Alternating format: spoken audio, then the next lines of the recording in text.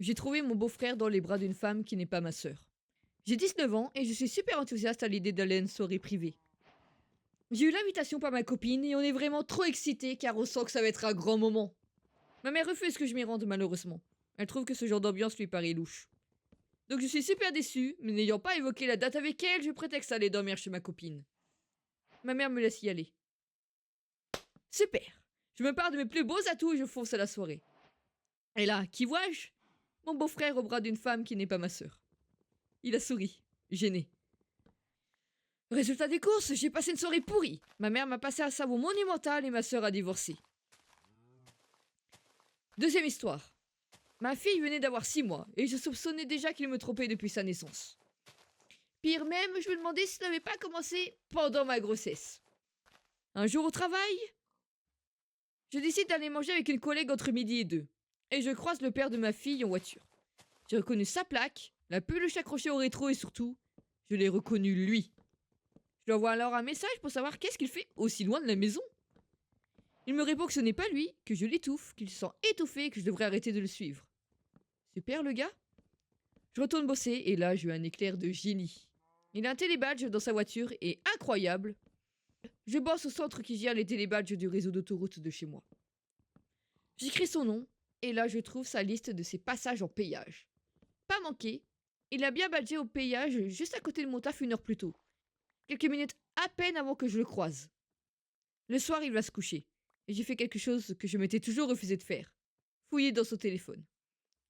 Absolument toutes les conversations sous les noms de ses collègues de taf étaient en fait des nanas avec qui il me trompait. Ça durait depuis le début de notre couple en fait. Il en avait des dizaines. J'ai vu rouge toutes les fois où je me suis fait insulter de taré, de paranoïaque, de folle de contrôle, etc. Toutes ces fois-là, j'avais raison. Je l'ai attrapé le lendemain matin au saut du lit pour le mettre devant le fait accompli. Il m'a soutenu par A plus B qu'il avait échangé son téléphone avec un de ses collègues et que ce n'était pas le sien. Or, le code est le même, ma fille en faux d'écran, et il est connecté à la boîte mail. S'en est suivi une conversation absolument lunaire où il m'a expliqué comme si j'avais 5 ans le principe de fidélité. Que ça venait de la religion chrétienne et que vu que je n'étais pas croyante, je n'avais pas à le faire chier avec ça.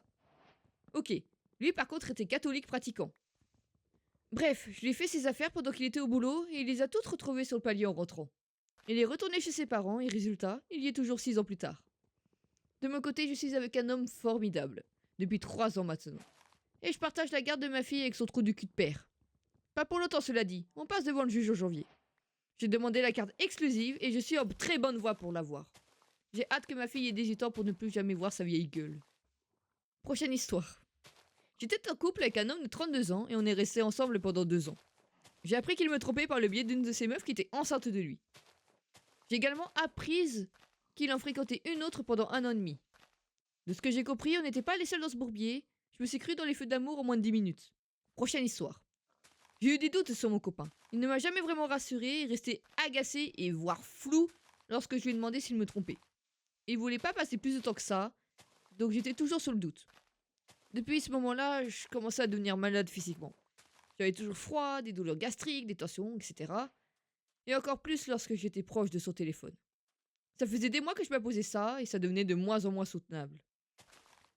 Un matin, il a laissé son portable dans une autre pièce. Chose ultra rare car normalement c'est un prolongement de sa main. Faut savoir que j'ai horreur des principes de fouiller. C'est en dehors de mes valeurs. Sauf que là, mon intuition s'est dit de se ruer dessus. J'ai pas eu beaucoup de temps, mais quand j'ai vu qu'il parlait encore avec son ex de manière ambiguë et qu'ils se sont vus dans mon dos, en plus de draguer d'autres femmes, j'ai failli m'évanouir. Dernière histoire. Plus on est fou, plus on a des MST. Let's go! J'ai appris qu'il était infidèle pendant qu'on s'est séparés. Quelques mois plus tard, j'apprends par sa nouvelle copine de l'époque de faire un dépistage au plus vite. La raison? Il m'aurait trompé pas seulement avec elle, mais avec 5 autres. 5 autres meufs. 5 identifiées et de connues. C'est sans doute plus vu le queutard que c'était. 3 d'entre elles auraient développé un herpès. Là encore, tu t'en doutes, j'ai frôlé l'évanouissement. Je te dis même pas mon état le lendemain au labo.